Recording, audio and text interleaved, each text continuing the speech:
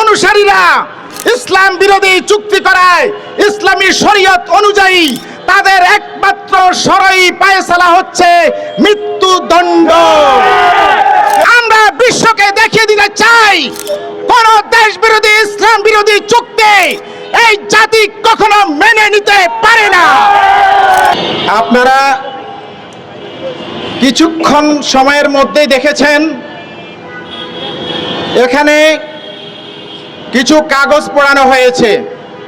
এটা কিন্তু কোনো কাগজ নয়, যেই গোলামী চুক্তির মাধ্যমে বাংলাদেশের স্বাধীনতা সার্বভৌমত্বকে নষ্ট করা হয়েছে, মুসলমানদের অস্তিত্বে আঘাত করা হয়েছে, সেই দেশ বিরোধী ধর্ম বিরোধী চুক্তিকে এখানে আগুন দিয়ে জ্বালিয়ে আমরা বিশ্বকে দেখিয়ে দিতে চাই কোন দেশ বিরোধী ইসলাম বিরোধী চুক্তি এই জাতি কখনো মেনে নিতে পারে না। এই জাতি অতীত মেনে নেয়নি, সামনেও মেনে নিবে না।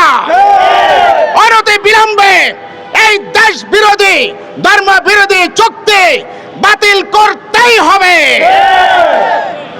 পৃথিবীর ইতিহাসে ইসলাম বিরোধী স্বাধীনতা সার্বভৌমত্ব ধ্বংসকারী 32 পৃষ্ঠার চরম নির্লজ্জ গোলামী চুক্তি দ্বিতীয়টি আর কেউ দেখাতে পারবেন না।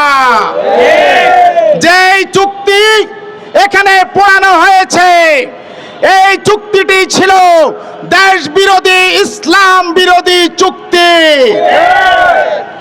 চুক্তি করার অধিকার না থাকার পরেও ইহুদিদের পা চাটা গোলাম, লাউয়াত, সুদখোর, বিশ্ব সন্ত্রাসী আমেরিকার পোষ্যপুত্র,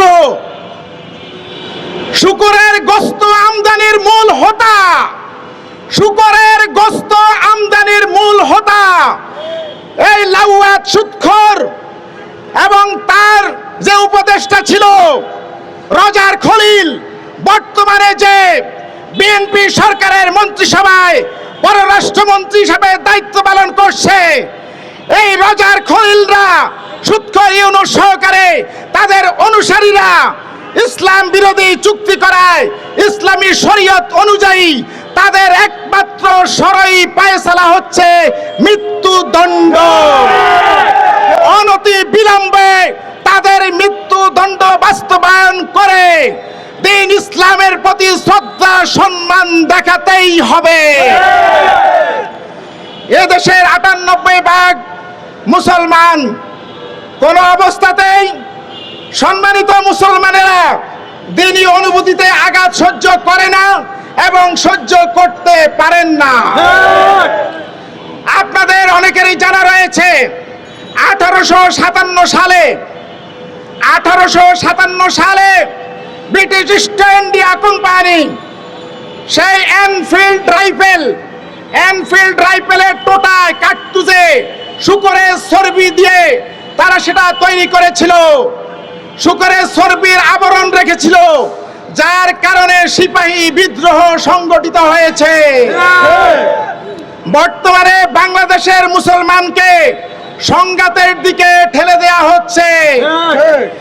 একদিকে শুকরের গোশত আমদানির চুক্তি, অন্যদিকে মুসলমানদের পবিত্র ইবাদত কোরবানির বিরুদ্ধে ষড়যন্ত্র করা হচ্ছে।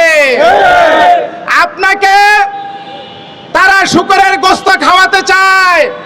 কোন অবস্থাতেই 51 কোটি মুসলমানের এই দেশে শুকরের চর্বি, শুকরের গোশতযুক্ত কোন খাদ্যদ্রব্য আমদানি করা যাবে না। কোরবানির পশুর রক্ত জমিন স্পর্শ করার আগেই আপনি যখন কোরবানির পশুকে জবাই করবেন, সেই রক্ত পশুর শরীর থেকে বের হয়ে জমিন স্পর্শ করার আগেই আল্লাহ পাক রব্বুল আলামিন কোরবানি দাতার সকল গুনাহ খাতা সমূহ ক্ষমা করে দেন।